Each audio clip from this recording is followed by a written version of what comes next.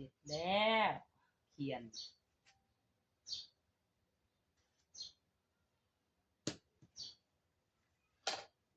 เกลือใส่เกลือซาวใส่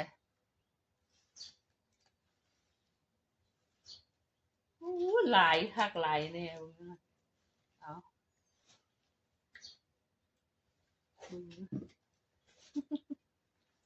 เฮ็ดยาวๆไปเลย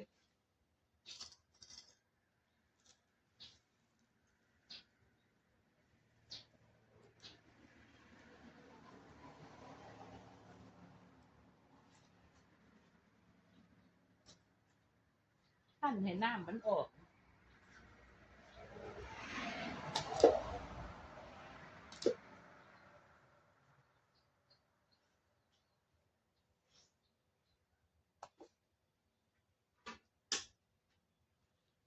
ใส่กันเลยใส่อันหม้อไว้ใส่หม้อไว้หนึ่งหม้อซึ้งเอาไปหนึ่งปั้นน้ำมันออกปั้นน้ำมันขมน่ะออก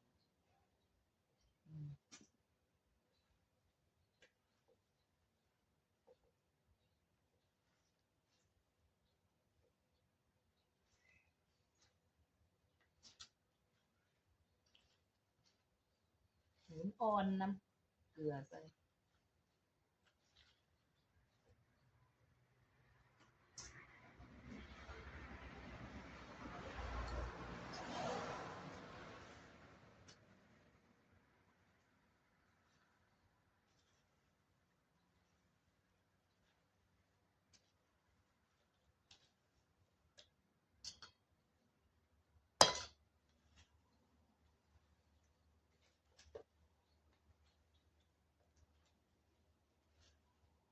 15 นอ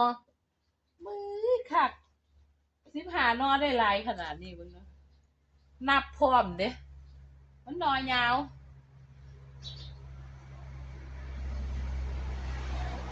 ยาวมาก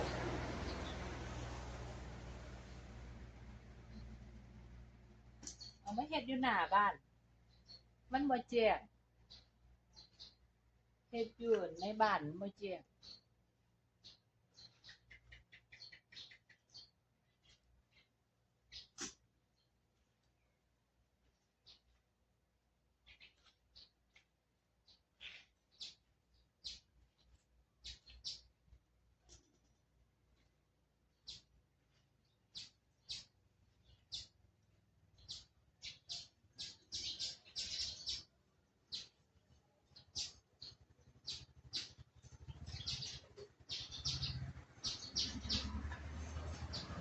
เอาหนวดมาแต่ใส่บ่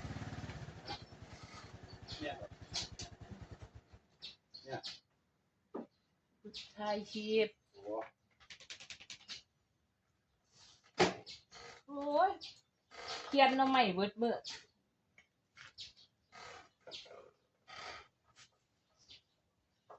เอาบ่ไปนาบ่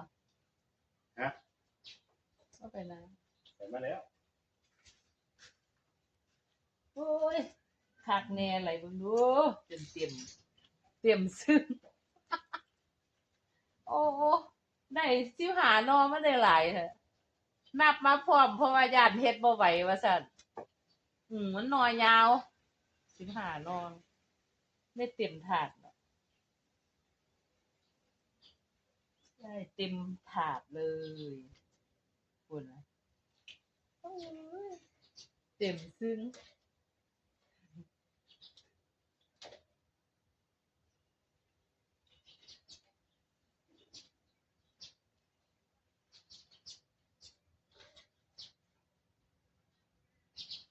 บัดนี้ก็จะเอาไปนึ่ง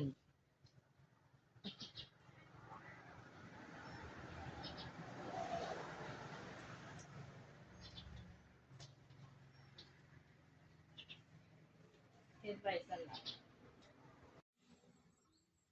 เอามานึ่งสุกแล้วบัดนี้ป๊าดเต็มนึ่งสุกแล้วก็ยัดใส่ถุงตัวบัดเนี่ยปัดอ้ายหวน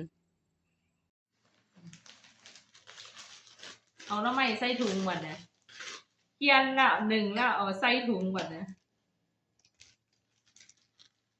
ใส่ถุงเข้าตู้เย็นบ่มีสูตรดอกพี่น้องเฮ็ดไปจังซี่แหละ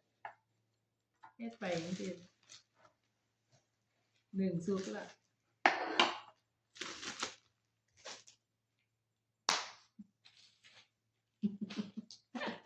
เฮ็ดแต่ตามภาษาคนบ้านๆเอาใส่ตู้เย็นไว้ให้กินยามอันนั้นยามบ่มีสูตรมีหยังดอกบ่มีความรู้แบบสิมาเฮ็ดเป็นสูตรนั่นเคล็ดลับนี่เพิ่งทำครั้งแรก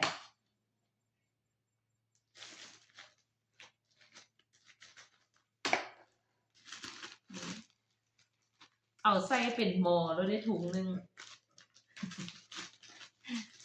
ใส่เป็นหม้อเลยเอ้ยเฮ็ดเบิดมื้อเบิดเว้นเฮ็ดคักเฮ็ดแหน่เฮ็ดเบิดมื้อเอาโลดสัวสิได้เป็นอันหน่อไม้อันใส่ตู้เย็นไว้โอ้ยหน่อไม้สิขาเนาะก็โพด เฮ็ดเบิดมื้อเอาโลด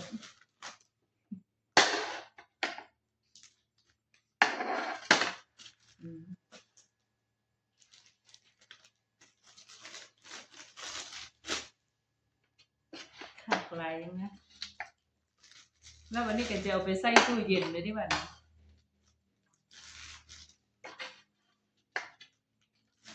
ทุกปีก็เฮ็ดแต่หากว่าเฮ็ดหลายบัดนี้บ่มีเวลาไปเอาปีนี้ก็เลยมีเวลาแหน่หน่อยนึงก็เลยไปเอาเด้จังซี่แหล้วมัดกัน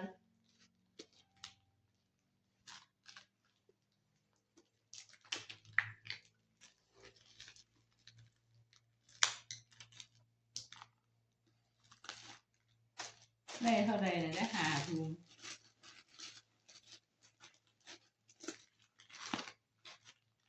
5ถุง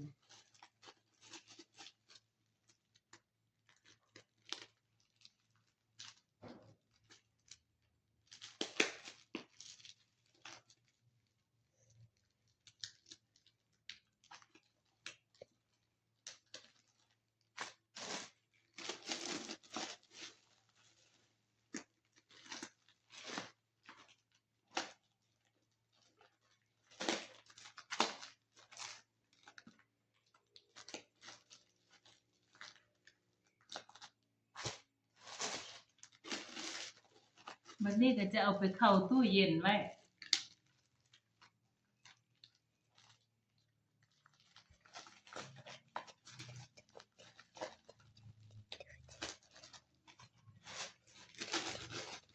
ก็คือแบบนี้